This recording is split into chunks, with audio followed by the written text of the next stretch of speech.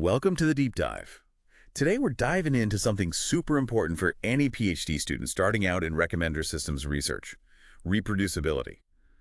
We're talking about making sure the research you're about to build is on solid ground, really reliable. Absolutely. It can be tricky. We're dealing with algorithms, user behavior, so much data. Yeah. And yeah, for a good PhD, making sure your work is reproducible. That's key. We got a bunch of interesting papers and studies to look at today, from ACM conferences, the big ones, to real-world examples of how recommender systems actually work out there. Real world stuff is so important. By the end of this, you'll get why reproducibility matters, and you'll have some practical tips to use in your own research right away. Exactly. It's not just about getting your research to work. Yeah. It's making sure that other people, other researchers can understand it, build on it, and actually trust the findings.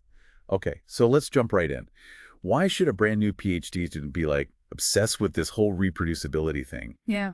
Isn't the goal to publish those awesome, groundbreaking results? Well, imagine this, right? You spend years, maybe your whole PhD, perfecting an algorithm, you get amazing results, but then other researchers try to do the same thing, replicate your work, and they get totally different outcomes. Oh, that sounds like a nightmare for a PhD student. All that work, and the results might not even be reliable. Exactly. And this reproducibility crisis, it's not just a recommender systems problem. You see it in other fields too.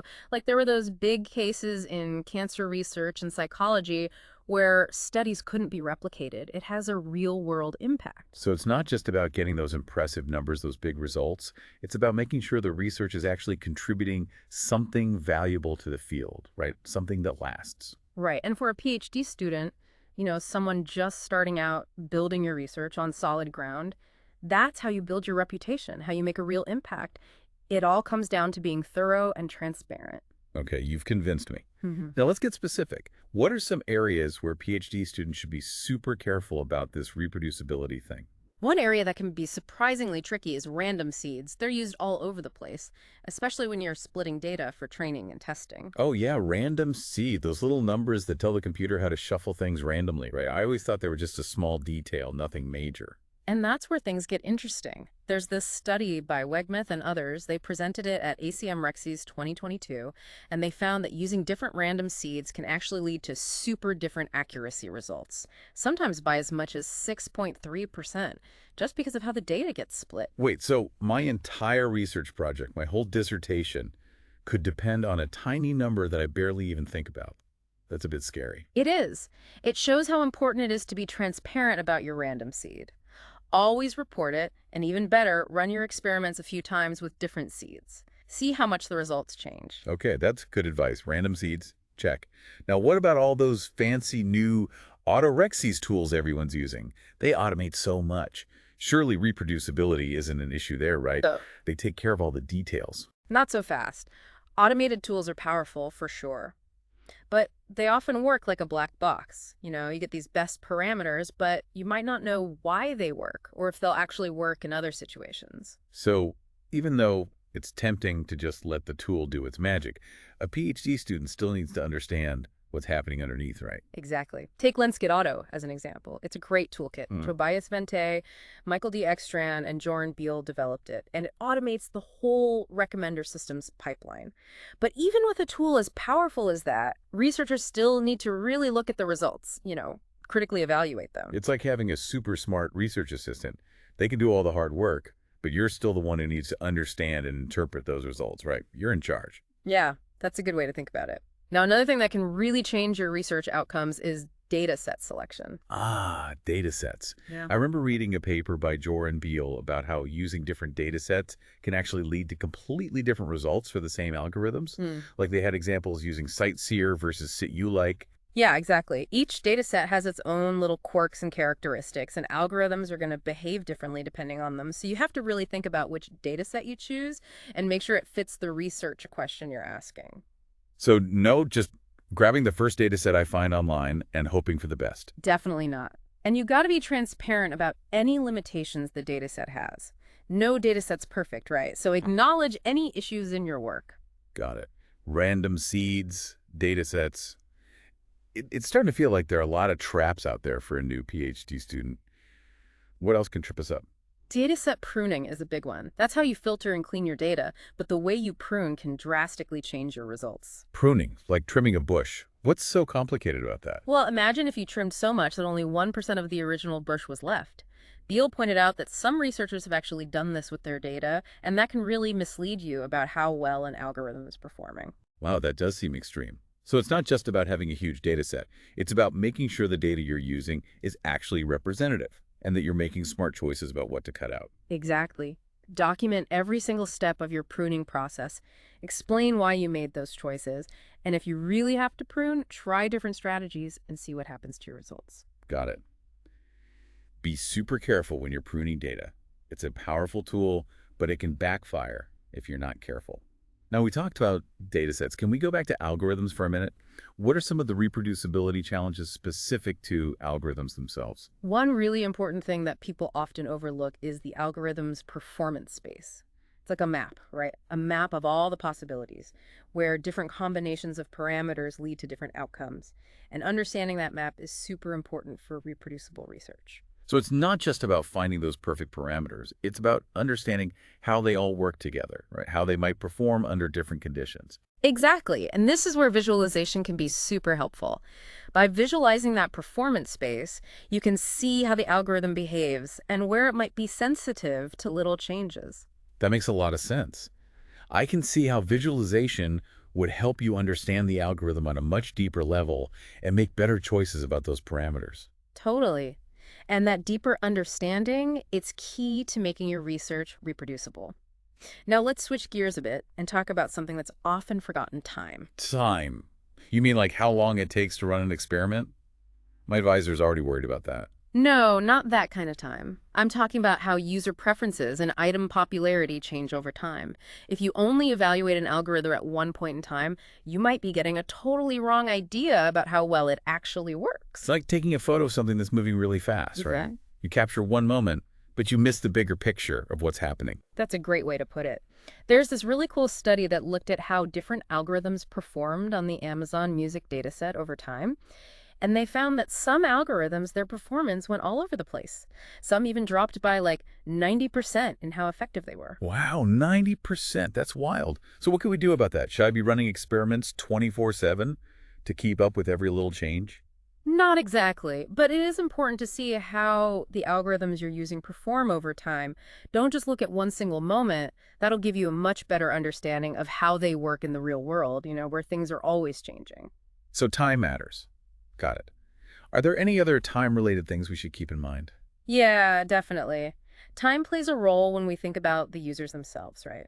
User characteristics can change over time, and we can't forget about the human element in all of this. Right. Recommender systems are designed for people, and people are.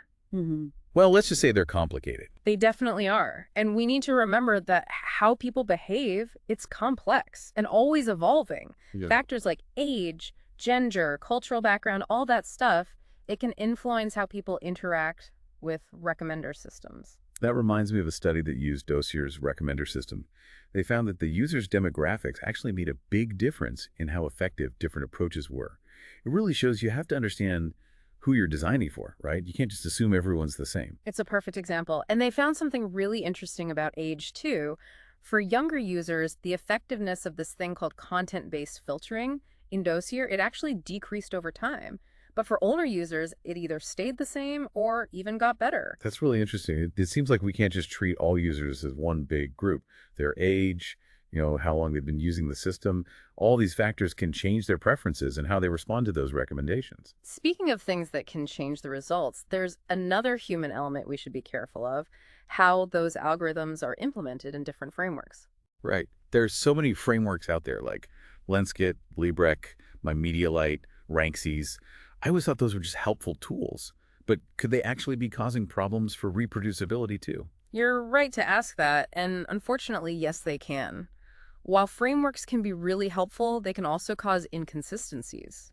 Even if different frameworks have the same algorithm, the results can be totally different. Wow, that's surprising.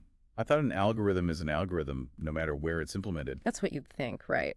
But there's this study that compared different frameworks and even simple algorithms like user-based collaborative filtering and matrix factorization. They gave different results depending on which framework was used. So you can't just directly compare algorithms across different frameworks. It's almost like you're comparing apples and oranges. Exactly. Be aware of what those frameworks can and can't do. Maybe even try comparing your algorithm in a few different frameworks. That way you get a fuller picture of how well it's actually performing. Wow, this is a lot to think about. It seems like every step of the research process has its own reproducibility traps. Where do we even go from here? Don't worry, it's not all bad news. There's definitely a growing awareness of these reproducibility problems in the recommender systems community. Phew, that's a relief. So what are people doing to fix these issues? Well, that's where things get a little worrying. Even though there's more awareness, there's still a long way to go. A lot of papers, they don't give enough detail about their experimental setup or their data pre-processing steps, so it's really hard to reproduce their results. Beal, Janok, Sade, Shawnee, Vente, and Wegmuth, they all pointed this out in their paper on best practices for offline evaluation of recommender systems. It sounds like there's a real lack of transparency in how research is done and reported. Is anyone trying to change that? Absolutely. There are some really exciting things happening, like some conferences and journals are starting to use checklists and results blind reviews. And one big win is that the ACM transactions on recommender systems, that's ACM TORS, a big journal, they've adopted these practices. Results blind reviews. That sounds really interesting. Tell me more. They're pretty revolutionary, actually. In a results blind review, the reviewers don't know what your results are when they're evaluating your paper. So it forces them to focus on how good your methodology is, your research question, what you're trying to find out, not just on whether you got the best numbers. That's brilliant. It shifts the focus from did you get the best results Yeah, to did you do the research properly? exactly. And this approach is becoming more popular thanks to researchers like Joran Beal, Timo Brewer, Anita Crescenzi, Norbert Furr, and Meji Lee. They believe that results blind reviews can help us move away from just chasing better and better performance to actually understanding why algorithms work and what we can learn from them. It sounds like a much more nuanced approach, right? Like really thinking about the research. It is. And as a new PhD student, you can be part of encouraging these practices. Be transparent, be really careful in your experimental design, and always question those assumptions you're making. So it's not just about following the rules, it's about making the whole research culture more transparent and reproducible. Exactly. And all this talk about reproducibility has made me think about something else. We've been talking about all these factors individually, but they don't exist in a vacuum, do they? Oh, interesting. You're saying they're all interconnected, like data sets, time, algorithms. Precisely. Like, think about data sets in time. A data set from 2010 that's going to reflect different user behavior and item popularity compared to a data set from 2020. An algorithm that works great on the older data set, it might not be as effective on the newer one because people's preferences have changed. So it's not just about picking the right data set, it's about understanding the context of that data, when it was collected, and how that might affect your results. That's really fascinating. It is, right. And this idea of interconnectedness applies to other factors too, like how does choosing a particular framework affect how an algorithm deals with popularity bias?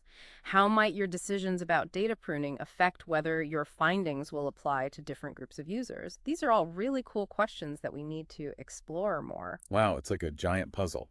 You change one piece, and it affects the whole thing. It's a great way to think about it. This complexity is what makes recommender systems research so challenging, but also so rewarding. There's always something new to discover, a new connection to make, a new level of understanding to reach.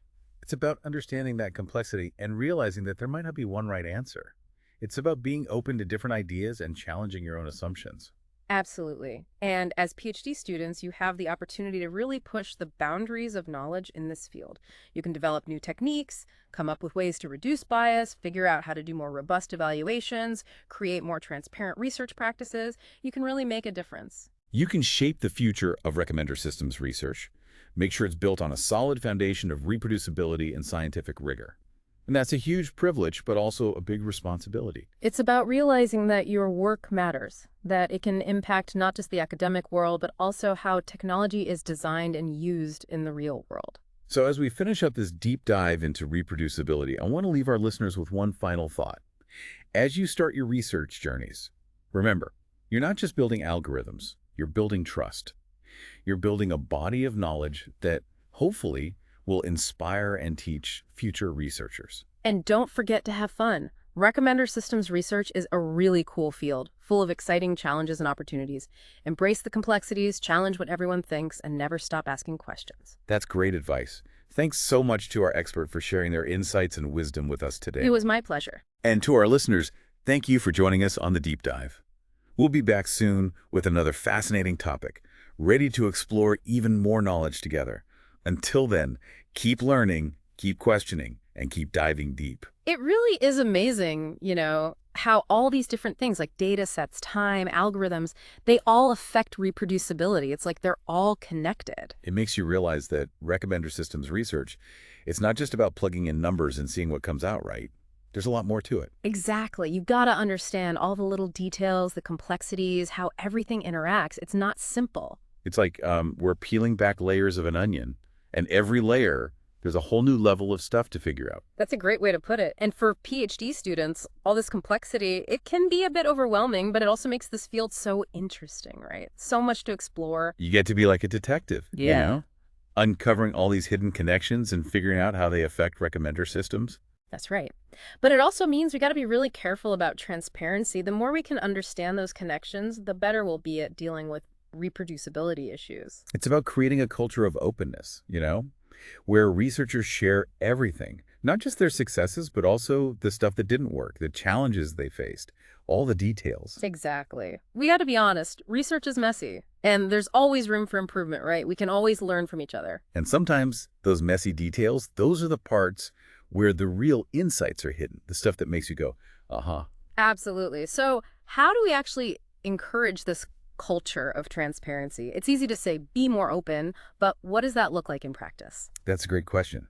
What can PhD students actually do to make their research more transparent and reproducible? What are some practical tips? Documentation is super important. Like, don't just list your final parameters, explain how you got there. What was your thinking? So, show your work, not just give the answer. Exactly. Be specific about your data pre-processing steps. What did you do? Why?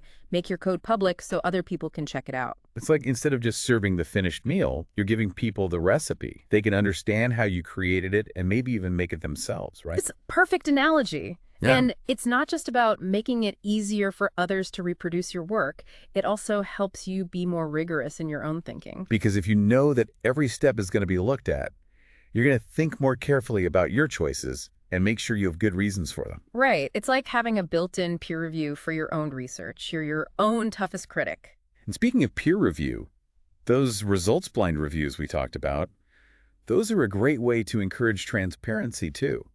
Because when reviewers don't feel pressured to focus on big, impressive results, they can really dig into the quality of the research itself. They can ask important questions like, is the research question clear? Did they use the right methods? Do the conclusions make sense based on the evidence? It changes the whole game for researchers, right? They don't feel like they have to keep tweaking their experiments until they get the perfect results. Instead, they can focus on doing good, solid research that will hold up no matter what. Yeah, and it doesn't matter what the results are in the end. It's about the process. It's about valuing the whole scientific process, not just the outcome. It's about creating a system where honesty and rigor are what matters, even if the results aren't what you expected. Exactly. And ACM TARs, that big journal adopting result-aligned reviews, that's huge. It shows the whole community that transparency and reproducibility are really important. So for all those new PhD students out there just starting their research, what's the big takeaway? What do we really want them to remember? The most important thing is this. Reproducibility. It's not just a box to check off. It's not something you just do because you have to. It's not just another item on your to-do list, right? Right. It's the core of good research. It's about making sure your work is trustworthy, that your findings are solid, and that you're actually adding something valuable to your field. It's about being a responsible researcher and understanding that your work can have a real impact on people's lives, not just your career. Absolutely. So as you start your PhD, remember to be transparent, be really careful with your experiments, and always question everything, even your own ideas. And don't be afraid to ask for help, right? Talk to your advisors, work with other students, connect with the research community.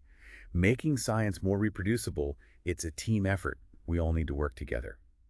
It's amazing to think about, how everything is connected in recommender systems research. It's like one big web. It really is. And as we wrap up this deep dive, I kind of want to leave our PhD listeners with something to think about, something that goes beyond all the specific stuff we talked about. Okay, I'm all ears. Yeah. What's this final piece of wisdom? Well, think of reproducibility as more than just checking off boxes, more than just following rules and procedures. It's more like a way of thinking, a way to approach your whole research process. Exactly. It's about making your work trustworthy, making sure your findings are solid, reliable, and ultimately, it's about contributing something meaningful to your field. And being part of the scientific community, Right. right? Realizing that your work can actually make a difference in the world, not just in academia. Absolutely. So as you start your PhD journey, always remember, you're not just creating algorithms, you're building trust. That's such a powerful way to put it. Yeah. And on that note, thank you so much for sharing all your amazing insights with us today. It's been a fantastic deep dive. My pleasure. It was great to be here. And to our listeners, thanks for joining us on the deep dive. We'll be back soon with another fascinating topic. Until then, keep learning, keep asking those tough questions, and keep diving deep.